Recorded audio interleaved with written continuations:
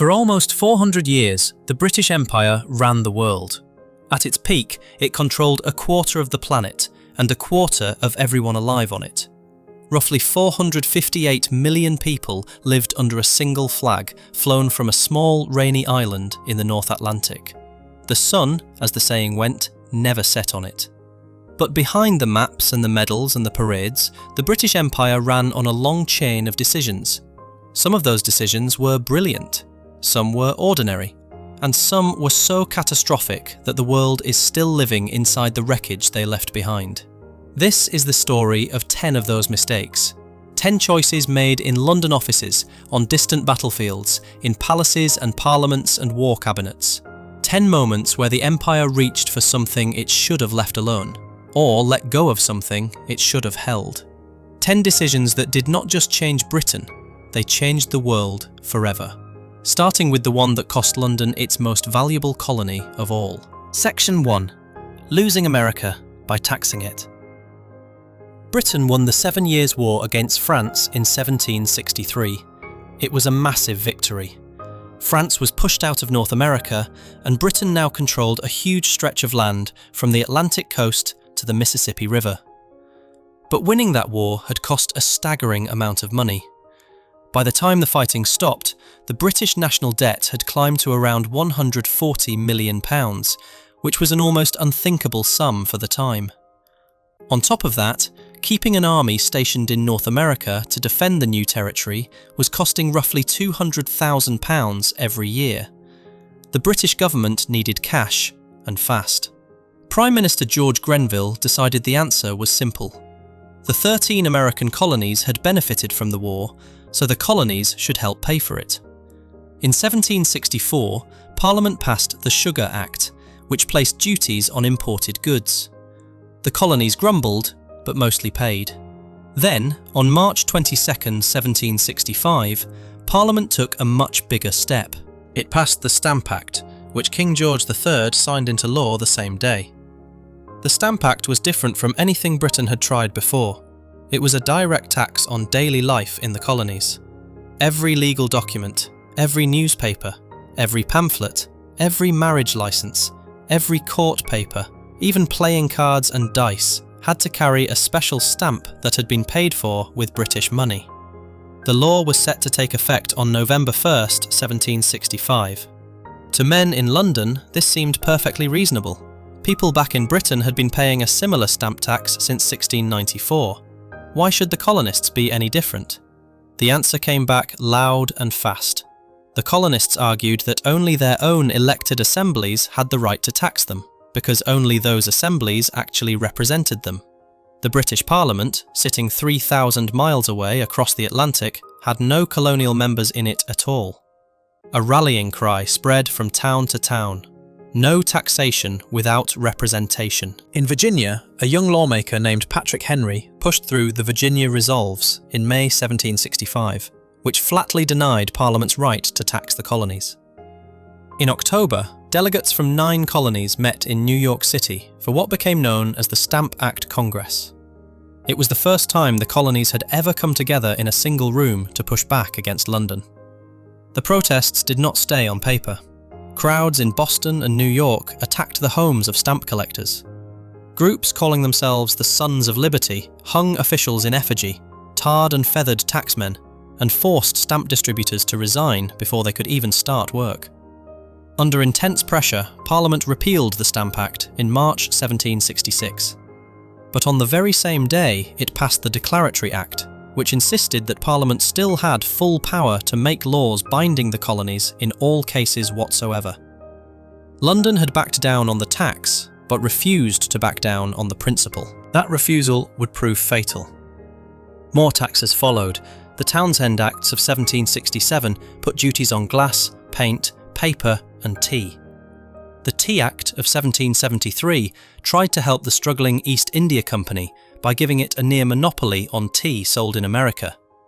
Colonists in Boston responded on December 16, 1773, by boarding 3 ships and dumping 342 chests of tea into the harbour. London answered with the Coercive Acts, which shut down the port of Boston. Instead of calming the colonies, every new law made them angrier and more united. By April 1775, the first shots were fired at Lexington and Concord. The Declaration of Independence followed in July 1776. Even with a war on its hands, Britain managed to make its mistakes worse. The generals trying to crush the rebellion were stationed 3,000 miles from London, and their orders often arrived too late to matter. Commanders in the field argued among themselves. General William Howe presented 3 different plans for the 1777 campaign alone. That same year, the British High Command cooked up a plan to cut New England off from the rest of the colonies by sending General John Burgoyne south from Canada with around 7,000 to 8,000 men to link up with other British forces at Albany, New York. The plan fell apart almost immediately. Howe, instead of marching north to meet Burgoyne, sailed south to capture Philadelphia. Burgoyne found himself alone in the wilderness of upstate New York, slowed down by American militia who chopped down trees to block his path and destroyed bridges ahead of him. By the time he reached the area near Saratoga, he was running low on food and ammunition. American forces under General Horatio Gates blocked his way. After 2 brutal clashes at Freeman's Farm on September 19th and Bemis Heights on October 7th, Burgoyne was trapped. On October 17, 1777, he surrendered his entire army. It was the first time in history that an entire British army had been forced to lay down its arms in front of the Americans. Saratoga changed everything. When the news reached France, King Louis XVI decided the colonists actually had a chance of winning. France signed a formal treaty of alliance with the United States on February 6, 1778, and declared war on Britain a month later. Spain joined against Britain in 1779. What had started as a tax dispute was now a global war. The end came 4 years later.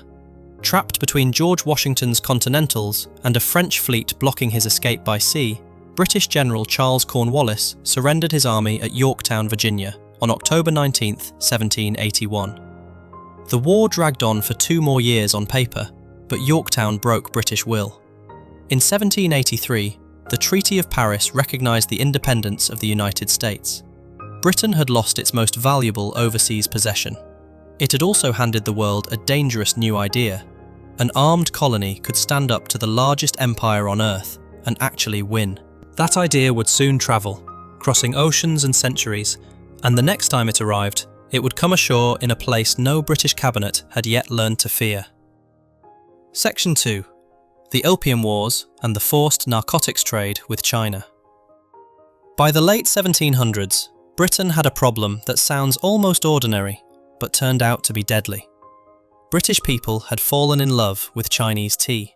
They also wanted Chinese silk and Chinese porcelain. The trouble was that China did not want much of anything Britain was selling in return.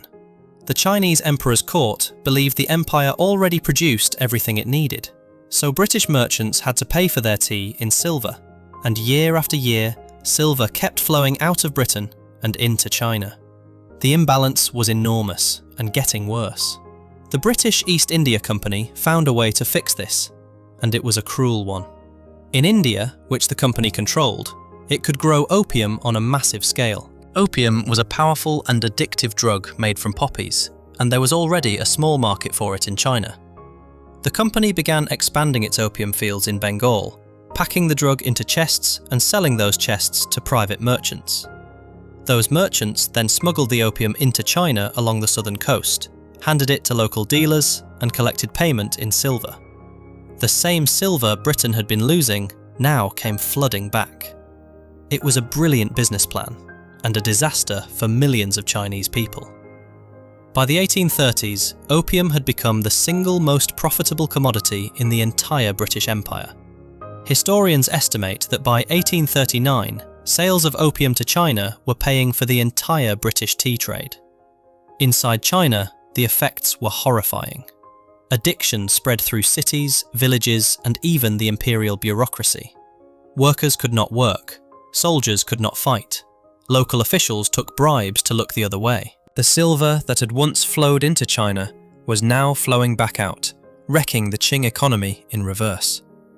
The Daoguang Emperor had been issuing orders against opium for years, and almost nothing had worked. In 1838, he decided on a tougher approach. He appointed a respected scholar and official named Lin Zexu to go to the southern port of Canton, now called Guangzhou, and stop the trade by any means necessary. Lin arrived in March 1839 with full imperial authority. He was a careful, serious man who saw opium as both a moral evil and a national wound. He even wrote an open letter to Queen Victoria, asking her to help end the trade, pointing out that opium was banned in Britain itself. The letter went unanswered. When foreign merchants refused to give up their stocks, Lin took action. He ordered Chinese soldiers to surround the foreign trading quarter in Canton, cut off the food and water, and keep everyone inside until they handed over their opium. The British trade official on the scene, Charles Elliot, eventually gave in. Over roughly 6 weeks, the British surrendered around 20,000 chests of opium, which weighed about 1,016 metric tons. Starting on June 3, 1839, Lin had his workers mix the drug with lime and salt in huge pits on the beach at Humen and flush the whole mess into the sea. The destruction took 23 days. In London, this was treated not as the enforcement of Chinese law inside China, but as a theft of British property. Opium merchants, led by a Scottish trader named William Jardine, lobbied hard for war. Foreign Secretary Lord Palmerston was persuaded. In 1840, a British naval expedition sailed for China. What followed was less a war than a demonstration. British steam-powered warships, including the iron-hulled Nemesis, could move up rivers and shallow coasts that Chinese junks could not defend. British troops were armed with modern rifles and cannons. Many Chinese soldiers were still using bows and old flintlock muskets. The Royal Navy moved up the coast, smashed Chinese defences, and by the summer of 1842 was threatening the ancient city of Nanjing. The Qing government had no choice. On August 29, 1842, on board the British warship HMS Cornwallis, anchored in the Yangtze River, Chinese officials signed the Treaty of Nanking. The terms were brutal. China had to pay Britain 21 million silver dollars, partly to cover the destroyed opium and partly to pay for the cost of the war Britain had just waged against it. China had to open 5 ports to British trade, including Canton, Shanghai, Ningbo, Fuzhou, and Xiamen. And China had to give up the island of Hong Kong, which would remain under British rule until 1997. A second treaty the following year gave British citizens the right to live in China under British law instead of Chinese law. The opium trade itself was not mentioned in the treaty, but in practice it carried on and grew. That should have been the end of it, but Britain wanted more. In 1856, Britain and France went to war with China a second time. When it ended in 1860, China was forced to open more ports, allow foreign diplomats in Beijing, and formally legalise the opium trade. By 1879, opium imports into China peaked at around 87,000 chests a year. A generation of Chinese addicts had been created to solve a British accounting problem. The damage went far beyond the drug itself. The speed with which Britain had humiliated the Qing dynasty shattered the idea that the emperor was all-powerful. Across the country, rebels began to rise. The Taiping Rebellion, which started in 1850, dragged on for 14 years and killed somewhere between 20 and 30 million people, making it one of the deadliest civil wars in human history. The Qing dynasty staggered on until 1912, then collapsed. Modern Chinese historians mark the year 1839 as the start of what they still call the Century of Humiliation, a period of foreign domination that ended only with the communist victory in 1949. In China today, schoolchildren learn the story of Lin Zexu burning opium on the beach at Humen, and the lesson that comes with it is simple. Never again let the country grow weak enough that foreigners can dictate its laws. Before we move on, if you're enjoying this analysis, please consider subscribing. It helps the channel tremendously. Britain had won its war and kept its tea, but the resentment it had created in Asia would last for centuries. And while British warships were still carving up trade routes overseas, back home, on an island much closer to London, another disaster was already taking shape. A disaster not caused by cannons, but by something far smaller and far more quiet. Section 3. The Great Irish Famine and the laissez-faire response. In the summer of 1845, a tiny organism arrived in Ireland that would change the island forever. It was a water mould called Phytophthora infestans, and it had crossed the Atlantic from North America, probably hidden on a cargo ship. In English, it came to be called potato blight.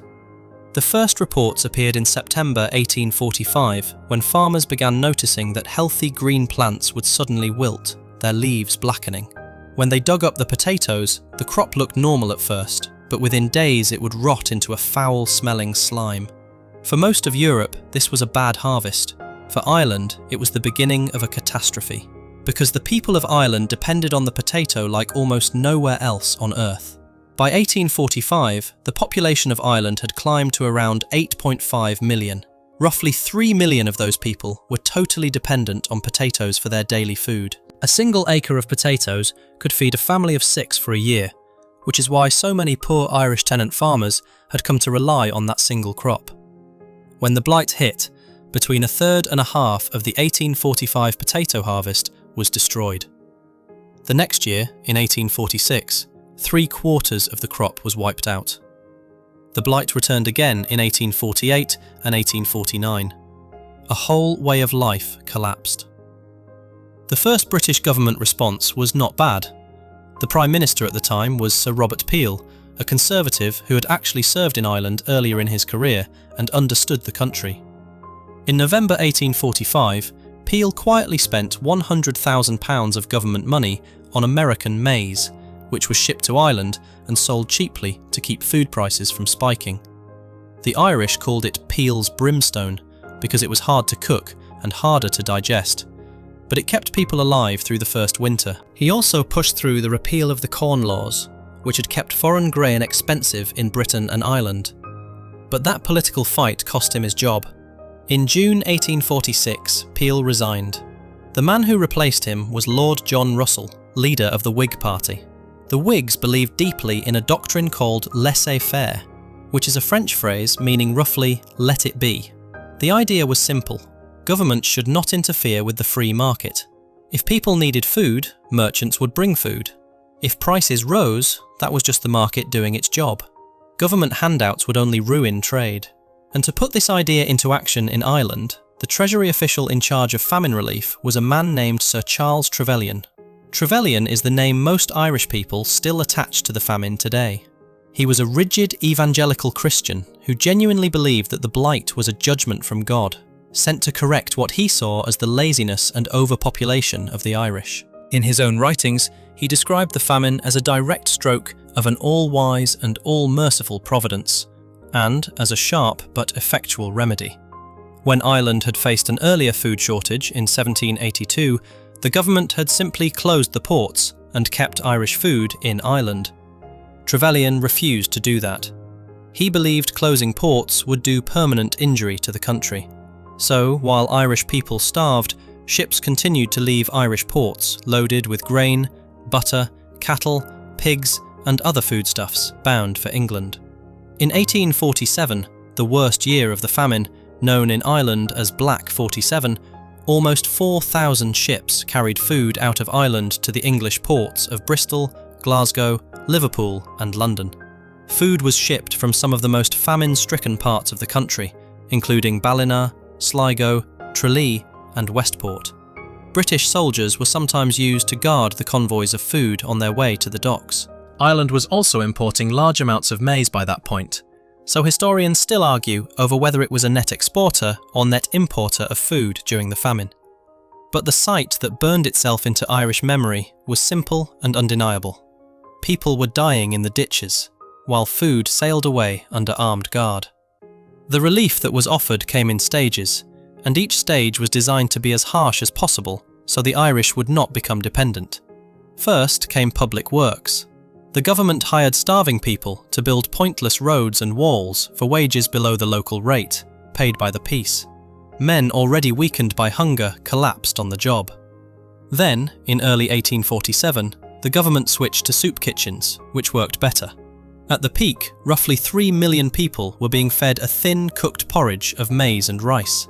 Death rates actually started to drop, but Trevelyan insisted the soup kitchens were only temporary. They were wound up in August 1847, when officials wrongly declared the famine over. After that, relief was pushed onto Irish landlords through the poor law system, meaning the landlords themselves had to pay for feeding their starving tenants. Many landlords responded by simply evicting the tenants. Between 1849 and 1867, more than 109,000 families were thrown off their land. Others were pressured onto coffin ships bound for America and Canada, where disease killed thousands before they even arrived. 1 in 6 passengers who sailed for Canada in 1847 never made it. By the time the blight finally faded, around 1 million Irish people had died from starvation and famine-related diseases like typhus, called famine fever at the time. Another 1 to 2 million had fled the country. Ireland's population dropped from around 8.5 million in 1845 to 6.6 million by 1851. It has never recovered.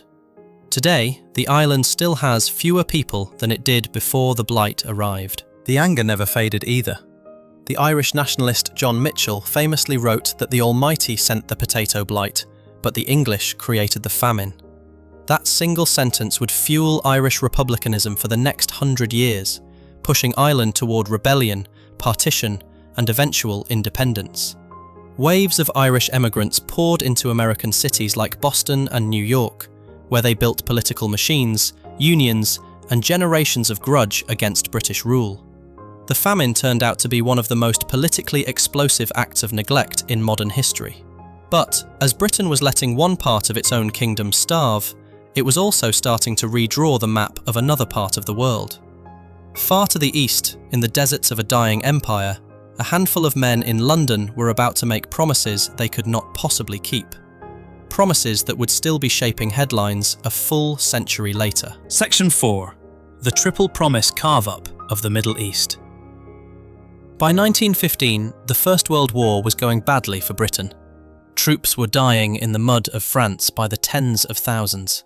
The Gallipoli campaign against the Ottoman Empire had turned into a disaster. The Russian ally in the east was wobbling. British leaders needed every advantage they could find, and one of the places they turned to was the Middle East, which, at the time, was almost entirely ruled from Istanbul by the Ottoman Turks, who had joined the war on Germany's side. The British Empire made 3 separate promises about the future of that region.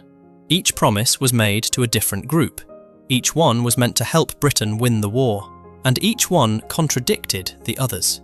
The mess they created still shapes headlines today, more than a century later. The first promise was made to the Arabs. Starting in July 1915, the British High Commissioner in Egypt, Sir Henry McMahon, began exchanging letters with Hussein bin Ali, the Sharif of Mecca. Hussein was the hereditary guardian of the Muslim holy cities and a powerful figure in the Arabian Peninsula. The Arabs living under Ottoman rule wanted independence, and Hussein wanted to lead a new Arab kingdom stretching across most of the region. Between July 14, 1915 and March 10, 1916, McMahon and Hussein exchanged 10 letters.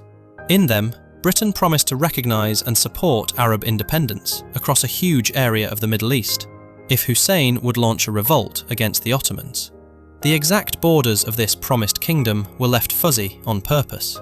McMahon excluded some coastal areas of Syria where France had interests, but the rest was supposedly going to belong to the Arabs. Hussein believed Britain, gathered his sons and his tribesmen, and on June 10, 1916, he launched what became known as the Great Arab Revolt. A young British officer named T.E. Lawrence, later famous as Lawrence of Arabia, rode with them. While Hussein was planning his uprising, Britain was already making a second promise behind his back. In late 1915, British diplomat Sir Mark Sykes and French diplomat François-Georges Picot began quietly drawing lines on a map of the Middle East. Their idea was simple. Once the Ottoman Empire fell apart, Britain and France would split the territory between themselves. On May 16, 1916, they signed what became known as the Sykes-Picot Agreement, Russia agreed to it as a third partner. Under the deal, France would take modern-day Lebanon and most of Syria. Britain would take most of modern-day Iraq and control a strip running from the Mediterranean coast to the Persian Gulf. Palestine was to be placed under international administration. The Arabs were not consulted, informed, or even told the document existed. It was stamped secret and locked away. Less than a year later, Britain made its third promise.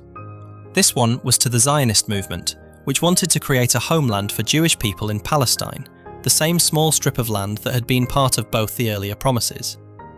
By 1917, the war was still stuck, the Russians were in revolution, and Britain was desperate to win sympathy and financial support from Jewish communities in the United States and elsewhere. Zionist leader Chaim Weizmann had been lobbying the British government hard, and several senior British politicians, including Prime Minister David Lloyd George and Foreign Secretary Arthur Balfour, were already sympathetic to the idea. After months of drafting and war cabinet meetings, the British government issued a short public statement on November 2, 1917. It took the form of a letter from Balfour to Lord Walter Rothschild, a leader of the British Jewish community. The key sentence was just 67 words long. His Majesty's government viewed with favour the establishment in Palestine of a national home for the Jewish people, and would use its best efforts to achieve this, while not doing anything that might harm the civil and religious rights of the existing non-Jewish communities in Palestine. Those existing non-Jewish communities made up roughly 90% of the population of Palestine at the time. They were not named, they were not asked. The statement became known as the Balfour Declaration. Just weeks after the Balfour letter was sent, the whole scheme blew up in public.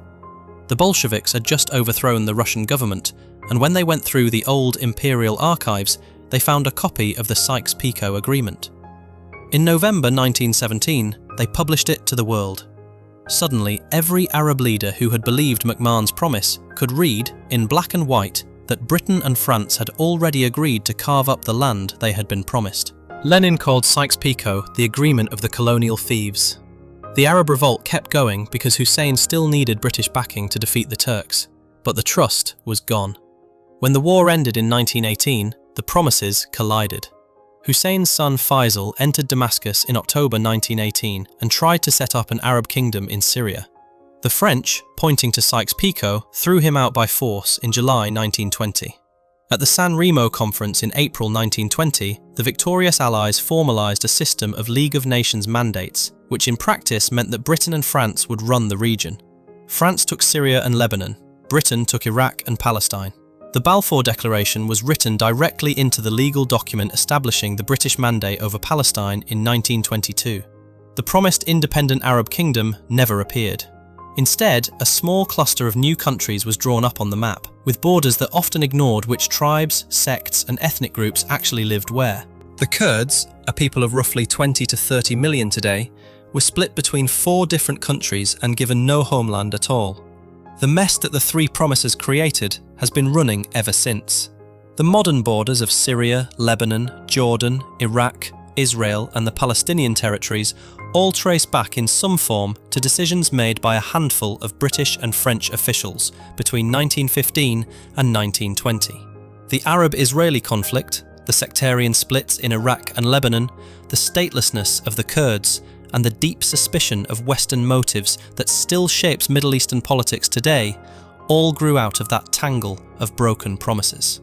In 2014, when the group calling itself the Islamic State bulldozed a border post between Iraq and Syria, they proudly announced the end of Sykes-Picot. That was nearly 100 years after the document had been signed. Before we move on, if you're enjoying this analysis, please consider subscribing. It helps the channel tremendously. But the empire was not only drawing lines in the desert. In the very same years, in one of the crown jewels of the British Empire, another decision was taking shape, one that would soak the dust of an ancient city in blood and begin the moral collapse of British rule in India. Section 5. The Amritsar Massacre and the Moral Collapse of the Raj. When the First World War ended in November 1918, India had given more to the British war effort than almost anyone expected. Roughly 1.5 million Indian men had served in the British military, Around 74,000 of them had died fighting on foreign soil, in places most of them had never even heard of before the war began. Their families had been promised, quietly and loudly, that loyalty to the empire during the war would be rewarded. Indians believed that when peace came, they would get meaningful steps toward self-government. Instead, what they got was a new law that made them feel like suspects in their own country. On March 18, 1919, the Imperial Legislative Council in Delhi passed the Anarchical and Revolutionary Crimes Act, which almost everyone in India just called the Rowlatt Act, after the British judge who had recommended it. The law allowed British authorities to arrest any Indian they suspected of political activity, hold them for up to 2 years without trial, and try them without a jury. The Act came into force on March 21, 1919. Every single Indian member of the council had voted against it. Leaders like Muhammad Ali Jinnah and Madan Mohan Malaviya resigned in protest. Jinnah called it a Black Act. For millions of Indians, it felt like a slap in the face after everything they had given in the war. A slightly built lawyer named Mohandas Gandhi, who had already made a name for himself organising smaller protests, stepped forward as the national voice of opposition. On April 6, 1919, Gandhi called for a nationwide hartal, which is a general strike. Across India, people shut their shops, closed their offices, fasted, and held peaceful meetings. It was the first time Gandhi had tested his method of non-violent mass resistance on the whole country at once, and it was a stunning success. But in some places, especially the northern province of Punjab, the protests turned into riots. The British authorities panicked. On April 10, 1919, local officials in the city of Amritsar arrested 2 respected local leaders, Dr. Satyapal and Dr. Saifuddin Kichlu, and quietly shipped them out of the city. News of the arrests spread through Amritsar within hours. Angry crowds poured into the streets, buildings were burned, railway lines were cut, and several Europeans were attacked, including an English missionary named Marcella Sherwood, who was beaten in the street. British officials saw the unrest as the start of a full rebellion, a second Indian mutiny, even though there was no evidence of one. Martial law was imposed. Command of the city was handed to a 55-year-old British officer named Brigadier General Reginald Dyer. On the morning of April 13, 1919, Dyer marched through Amritsar and had a proclamation read out in the streets, announcing that all public meetings and gatherings of more than 4 people were banned. The proclamation was read in only a few locations. Thousands of Sikhs, Hindus and Muslims had already come into the city from surrounding villages to celebrate Baisakhi, one of the biggest festivals of the year in Punjab. Most of them had no idea the ban existed. Many of them drifted toward a walled garden in the centre of the city called Jallianwala Bagh, which was hosting a public meeting that afternoon to protest the arrests of Satyapal and Kichlu. Jallianwala Bagh was not really a garden in the English sense. It was a rough open space of about 7 acres, surrounded on almost every side by tall brick walls and the backs of buildings. There was essentially one main narrow entrance and a handful of tiny gaps. By mid-afternoon, somewhere between 15,000 and 20,000 people had packed inside. There were old men, women, children, and whole families who had come to sit on the grass and listen to speeches. They were unarmed. They were not a riot. They were a crowd at a political meeting. At around 5:15 in the afternoon, Dyer arrived at the narrow entrance with about 50 riflemen. Most of his soldiers were Gurkhas and Indian troops from other regions. He did not give the crowd any warning, and he did not ask them to disperse. He simply ordered his men to line up and open fire. The troops fired into the thickest parts of the crowd. When people ran toward the main exit, Dyer ordered them to shoot at the exit. When people tried to climb the walls, he ordered them to shoot at the walls. Some people jumped into a deep well inside the bag to escape the bullets and drowned on top of each other. The firing lasted for about 10 to 15 minutes. By the time it stopped, his men had fired 1,650 rounds of ammunition, almost everything they had. The official British count put the dead at 379, with more than 1,200 wounded.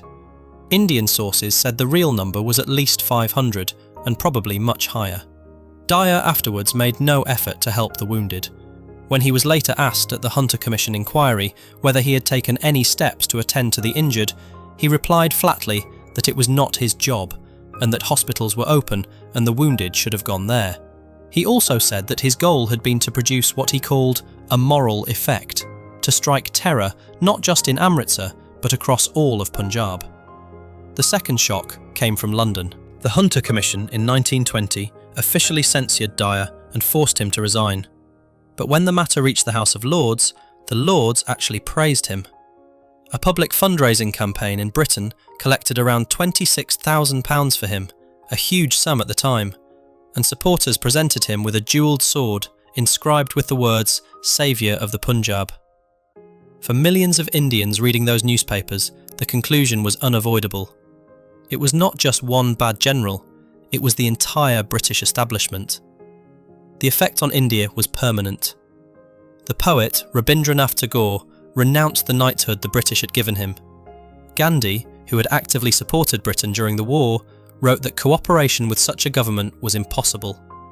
In 1920, he launched the non-cooperation movement, the first of the mass campaigns that would slowly strangle British rule. 21 years later, in March 1940, a young man named Udham Singh, who had been in Amritsar on the day of the massacre, walked into a meeting in London and shot dead Michael O'Dwyer, the former Lieutenant Governor of Punjab, who had approved Dyer's actions. The Raj lasted another 28 years after Jallianwala Bagh, but the trust holding it together was finished. And while the moral authority of British rule was bleeding out in Punjab, another disaster was already being set in motion in the same corner of India. A disaster that would kill far more people than any massacre, and that would be carried out, in the end, without a single gunshot. Section 6. The Bengal Famine of 1943 and the War Cabinet's shipping decisions. In March 1942, the Japanese army took the Burmese capital of Rangoon. Burma had been the main source of rice imports for parts of eastern India, and now those imports were gone. Worse, Japanese forces were sitting right on the border of Bengal, the easternmost province of British India. British officials in Delhi and London were terrified that Japan would invade India next. In their panic, they made a set of decisions that would help kill between roughly 2 and 3 million people. The first decision was called the denial policy. The idea was simple and brutal. If the Japanese invaded Bengal, they should not find food or boats waiting for them. So, starting in May 1942, British authorities began confiscating or destroying every boat in the coastal districts that could carry 10 or more passengers. Around 66,000 boats were impounded. In the single district of Tamluk, around 18,000 boats were destroyed by April 1942 alone. In a place where rivers were roads and fishing was a way of life, this wiped out the livelihoods of entire villages overnight. At the same time, in the coastal districts of Midnapore, Bakarganj and Khulna, officials forced farmers to hand over rice stocks that were considered surplus, telling them the Japanese would take it all otherwise. On top of that came a natural disaster. On October 16, 1942, a huge cyclone smashed into the western coast of Bengal, destroying rice crops across Midnapore just as harvest time was arriving. A fungus then spread through what was left of the crop.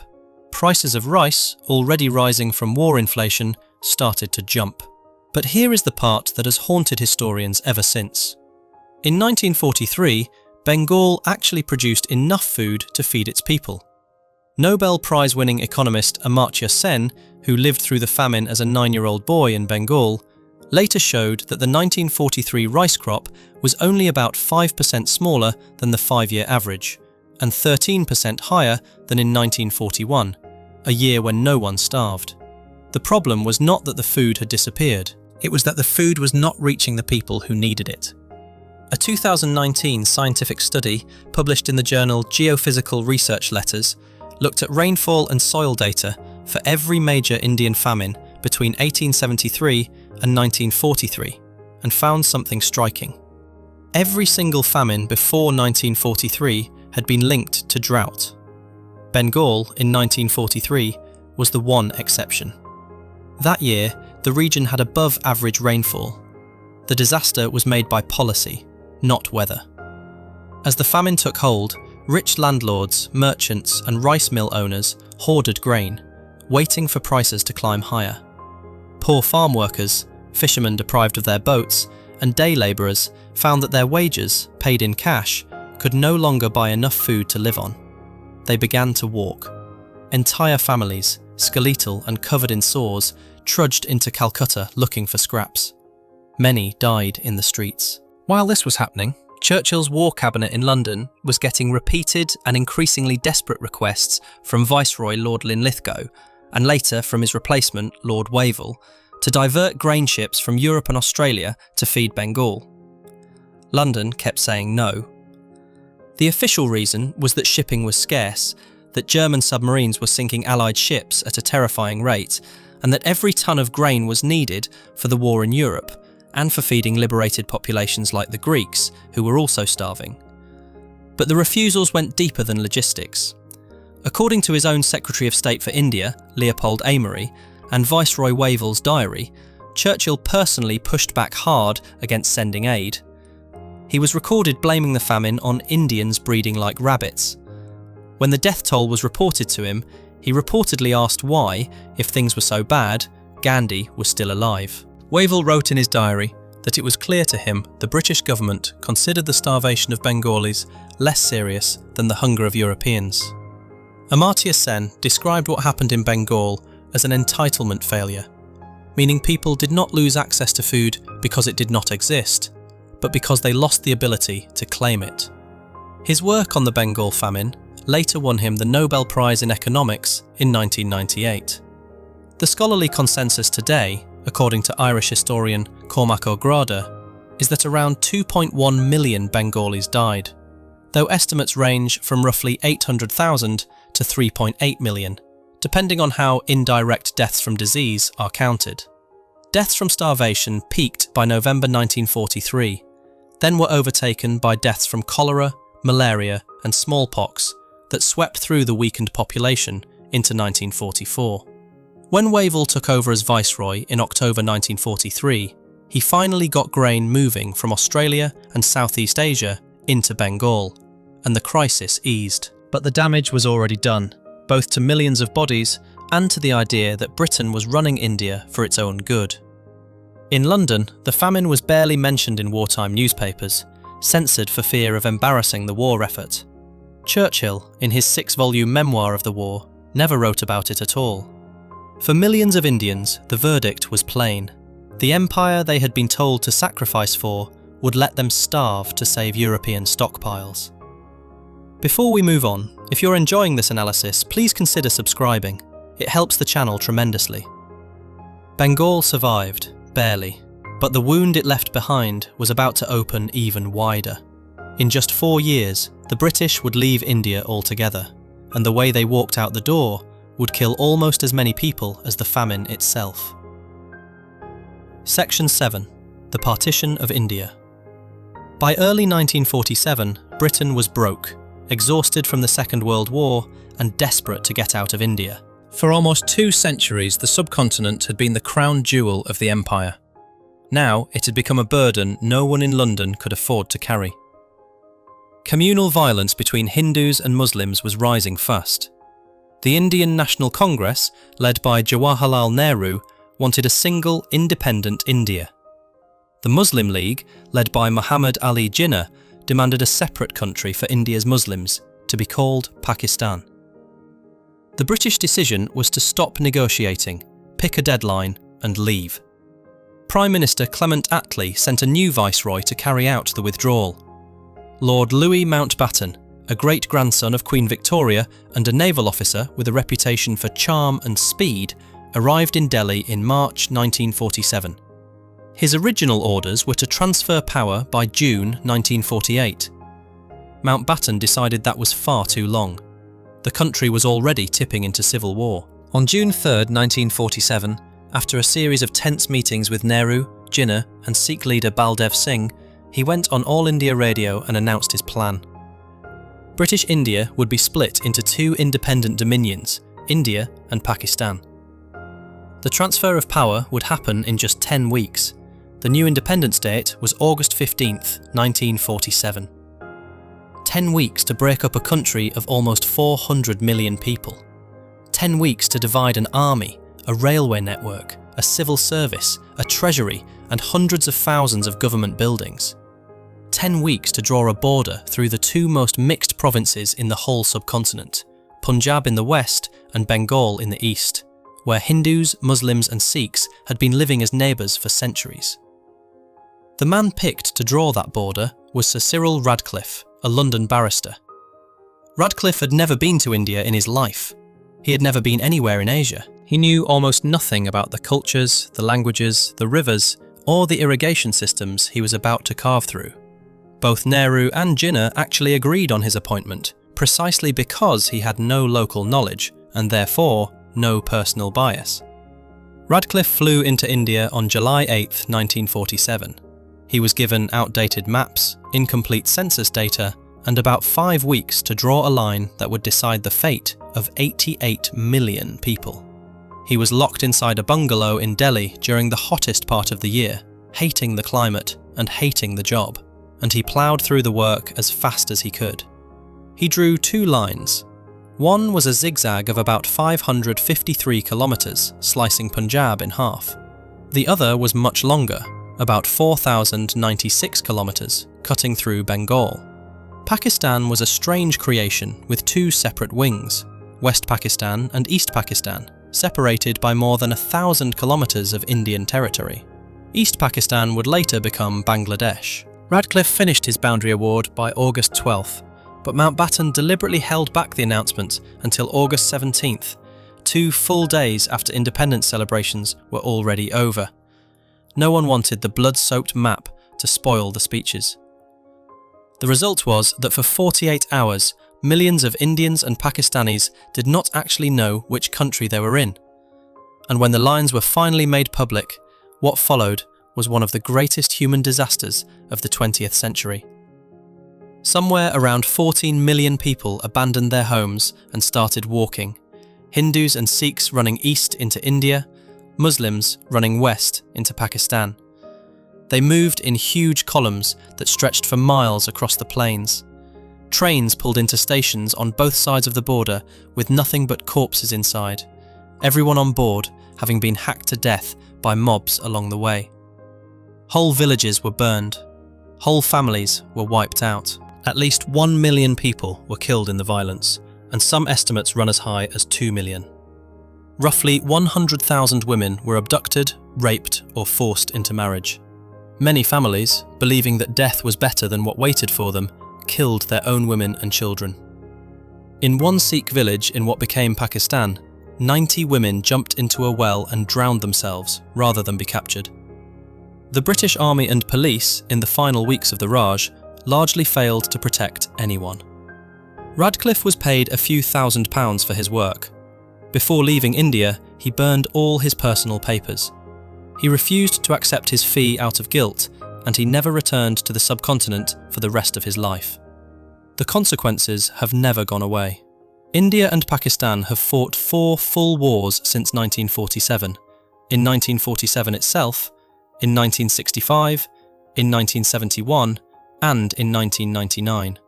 Both countries now have nuclear weapons. The dispute over Kashmir, a princely state whose ruler could not decide which country to join in time, is still unresolved almost 80 years later. Millions of families on both sides of the line still remember the homes their grandparents were driven out of.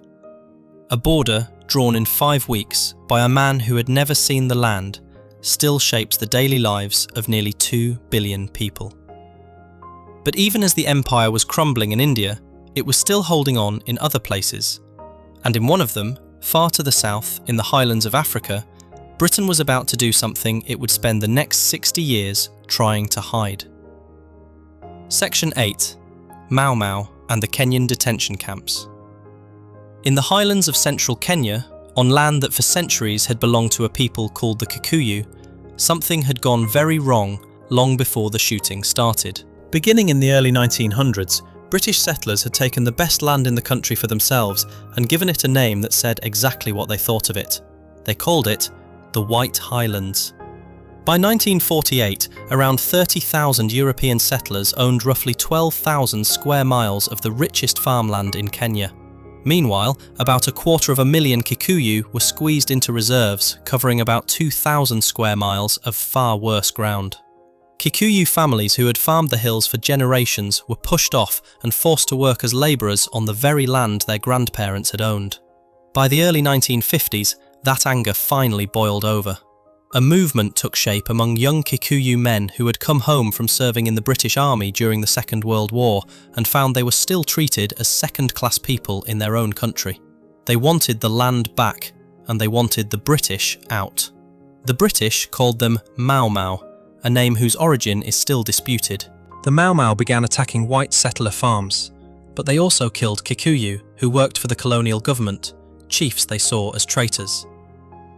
On October 20th, 1952, Kenya's British governor, Sir Evelyn Baring, declared a state of emergency. That same night, he arrested Jomo Kenyatta, the leading Kikuyu politician, and hundreds of other activists. What followed over the next 8 years was one of the dirtiest wars in the history of the British Empire. The fighting itself produced fewer deaths than you might expect from the headlines. Over the whole emergency, 32 European civilians were killed by Mau Mau, and somewhere around 100 British soldiers. The Kikuyu paid a far higher price. More than 1,800 African civilians were murdered by Mau Mau fighters, mostly loyalist Kikuyu accused of siding with the British. Official British figures admitted that 11,503 Mau Mau fighters were killed in combat. Historians who have gone back through the records, like David Anderson and Caroline Elkins, believe the true death toll among Kenyans was far higher, probably tens of thousands. But the killing in the forests was not the worst of it. The worst of it happened in the camps. In April 1954, the British launched Operation Anvil, a massive sweep through Nairobi in which more than 16,000 Kikuyu, Embu and Meru were rounded up off the streets in a single operation. They were sent into what became a network of more than 100 detention camps spread across the country. By the time the emergency ended, somewhere between 80,000 and 150,000 Kenyans had passed through these camps, depending on whose count you believe. The historian David Anderson has called it a carceral archipelago, borrowing the word that writers used for the Soviet Gulag. Inside the camps, detainees were beaten, they were starved, they were forced into hard labour with little food, they were sexually assaulted, men were castrated. Women had bottles and other objects shoved into them during interrogations. Electric shocks, burnings, and water torture were routinely used. One of the detainees was a man named Hussein Onyango Obama, who later became famous for a very different reason. He was the grandfather of Barack Obama, the future president of the United States, and he was tortured in British custody in Kenya. Obama's family later said he was never the same man afterward. The most infamous single incident happened in March 1959 at a camp called Ola, where 11 detainees who refused to work were beaten to death by their African guards under British supervision. The British authorities initially tried to claim the men had died from drinking contaminated water. The truth got out anyway. The scandal caused shock in Parliament in London and played a major role in pushing Britain to end the emergency in January 1960. Kenya became independent on December 12, 1963. For 50 years after that, Britain simply denied that any of it had happened. Official histories barely mentioned the camps. Survivors who spoke out were called liars. Then, in 2011, during a lawsuit brought by elderly Kikuyu survivors in a British court, the British Foreign Office suddenly admitted that it had been sitting on a secret archive. At a facility called Hanslope Park in Buckinghamshire, officials had quietly been storing around 8,800 files from 37 former colonies, hidden away from public view for decades. The files had been spirited out of Kenya in 1963 during independence, so they would never fall into the hands of the new government. The Hanslope files confirmed almost everything the survivors had been saying for half a century. The High Court ruled that the case could go to trial. In June 2013, Foreign Secretary William Hague stood up in the House of Commons and made a statement that no British government had ever made before. He admitted that Kenyans had been tortured at the hands of the colonial administration, and he said Britain sincerely regretted that the abuses had taken place. Britain paid nearly £20 million in compensation to 5,228 elderly Kenyan survivors. Before we move on, if you're enjoying this analysis, please consider subscribing. It helps the channel tremendously. The Hanslope files also revealed something else. The techniques used in Kenya did not stay in Kenya. They spread to other British counterinsurgencies in places like Cyprus, Aden, and Northern Ireland, shaping how the empire fought its losing battles in the years after the war. But even as Britain was losing Kenya, its leaders back in London were about to make one more gamble to prove they still mattered in the world. A gamble over a canal. A gamble that would end in the most humiliating diplomatic disaster of modern British history. Section 9. The Suez Crisis. By 1956, Britain had been slowly losing its grip on the Middle East for almost a decade. But, in the eyes of British Prime Minister Anthony Eden, the most important piece of the region was still the Suez Canal. The canal was a 120-mile waterway cutting through Egypt, connecting the Mediterranean Sea to the Red Sea. Built back in 1869, it was the shortest route for ships going from Europe to Asia, and, more importantly, roughly 2/3 of Western Europe's oil was passing through it every day. The canal was owned and operated by the Suez Canal Company, a business controlled mainly by British and French investors. The British government held the largest single block of shares. For London, the canal was not just a piece of infrastructure. It was the lifeline of whatever was left of the empire east of the Mediterranean. The problem was that the canal ran through Egypt, and Egypt now had a leader who was not going to let that situation last. His name was Gamal Abdel Nasser. A former army colonel, he had helped overthrow Egypt's pro-British monarchy in 1952, and by 1956 he was the country's popular and fiercely independent president. Nasser wanted to modernise Egypt and build a huge new dam at Aswan to control the Nile. When the United States and Britain pulled back their offer to help fund the dam in July 1956, partly because Nasser had started buying weapons from the Soviet bloc, Nasser decided to pay for it himself. On July 26, 1956, he gave a speech in Alexandria in which he announced to a stunned world that Egypt was nationalising the Suez Canal Company. The tolls from the canal would now go to Egypt, and Egypt would use them to build the dam. In London, Anthony Eden exploded. He was a sick, tired, 59-year-old Prime Minister who had spent most of his career in foreign affairs. Eden became convinced that Nasser was a new Hitler, and that if Britain did not stop him now, the whole British position in the Middle East would collapse. He decided Nasser had to be toppled. But he needed a way to do it that would not make Britain look like a naked colonial power invading a sovereign country. So Eden turned to a truly strange plan, cooked up in secret with France and Israel. Between October 22nd and 24th, 1956, representatives of the three countries met secretly in a villa in Sèvres, a suburb of Paris. The Israeli delegation included Prime Minister David Ben-Gurion and the Chief of Staff, Moshe Dayan. The French sent their Foreign Minister, Christian Pinault. The British sent Foreign Secretary, Selwyn Lloyd. After 2 days of talks, they signed a short written agreement that has since become known as the Protocol of Sèvres. The plan was this. Israel, which had its own grievances with Egypt, would invade the Sinai Peninsula on October 29th and race toward the canal. Britain and France would then pretend to be shocked and would issue an ultimatum demanding that both Egypt and Israel pull their forces away from the canal. Egypt would obviously refuse because the fighting was on its own soil. Britain and France would then use the refusal as an excuse to invade the canal zone themselves, supposedly to separate the fighters and protect international shipping. The plan went off on schedule. On October 29, 1956, Israeli forces rolled across the Sinai. On October 31st, British and French bombers began hitting Egyptian airfields. On November 5th, British and French paratroopers landed at the northern end of the canal around Port Said. Militarily, the operation was succeeding. Politically, it was a disaster from the first day. Eden had lied to the Americans. President Dwight Eisenhower was furious when he found out Britain and France had acted behind his back, and in the middle of a tense United States presidential election week. The Soviet Union, which had just crushed a rebellion in Hungary, threatened to intervene on Egypt's side, even hinting at nuclear weapons. At the United Nations, the General Assembly passed a resolution demanding a ceasefire. But the real blow came from the US Treasury. Britain was facing a huge run on its currency, the pound sterling. Eisenhower refused to allow American support to save the pound unless Britain agreed to withdraw its troops. Britain was broke, and Eisenhower knew it. On November 6th, just one day into the main ground invasion, Eden caved. The British government accepted a ceasefire, which came into effect at midnight on November 6th to 7th.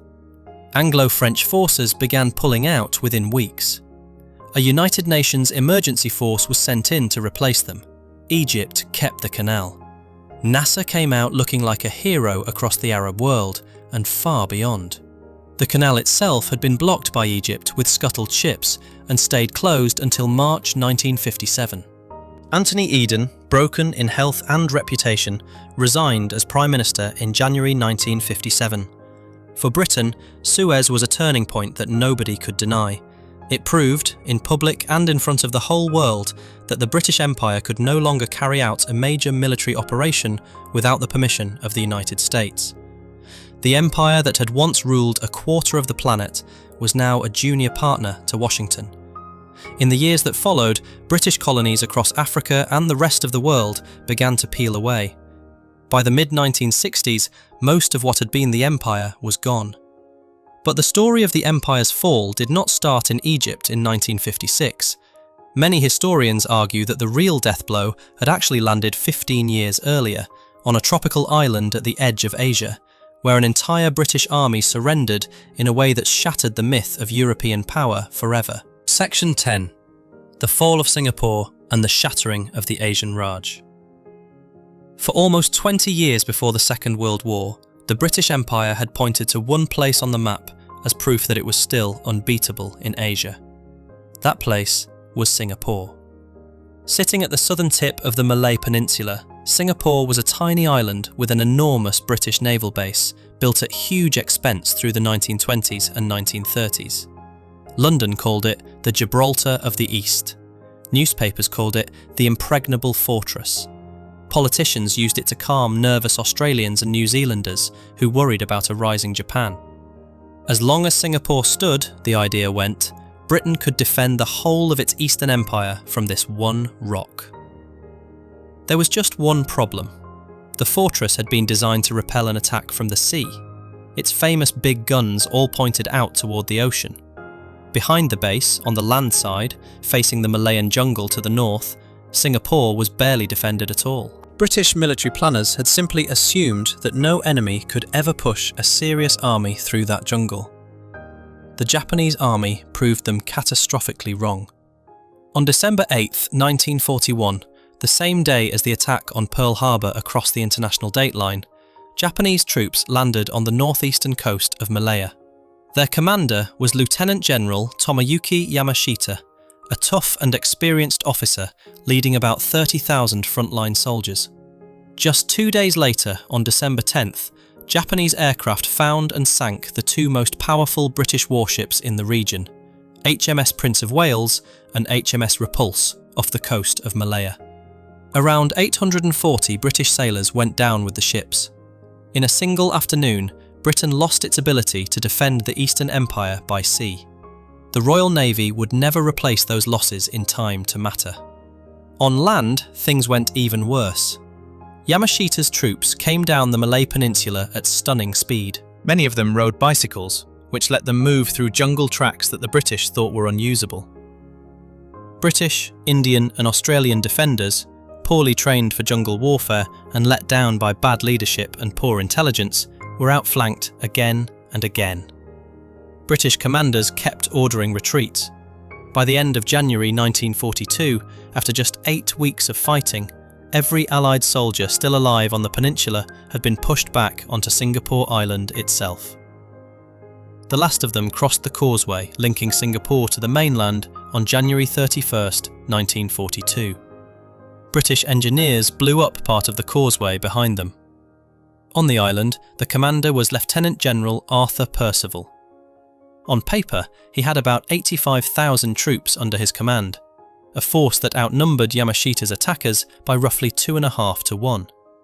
But many of Percival's men were exhausted, untrained, or half-starving. The water supply for most of the island came from reservoirs that would fall quickly if the Japanese pushed inland. On February 8, 1942, Japanese troops crossed the narrow Johor Strait in boats at night, landing on the northwestern coast of Singapore. Percival had wrongly expected the attack to come from the northeast, and his forces were out of position. The Japanese poured inland. By February 11th, they had captured the vital heights of Bukit Timah, which held Singapore's main water reservoirs and food depots. The city began running out of water within days. On February 15, 1942, at around 6:20 in the evening, Percival walked into a building called the Ford Motor Factory at Bukit Timah and signed the unconditional surrender of Singapore. Yamashita later admitted that his whole final assault had been a bluff. His own troops were almost out of ammunition and would have struggled to keep fighting much longer. But Percival did not know that. Around 80,000 British, Indian, Australian and local troops marched into Japanese captivity that day. Added to the 50,000 already captured in the Malayan campaign, it was the largest surrender of British-led troops in history. Many would die over the next 3.5 years as slave labourers on projects like the infamous Burma Railway. 3 days after the surrender, the Japanese began a mass purge called Suk Ching, in which thousands of ethnic Chinese civilians in Singapore were executed. The whole campaign, from the first landing in Malaya to the fall of Singapore, had lasted just 70 days. Winston Churchill called it the worst disaster and the largest capitulation in British military history.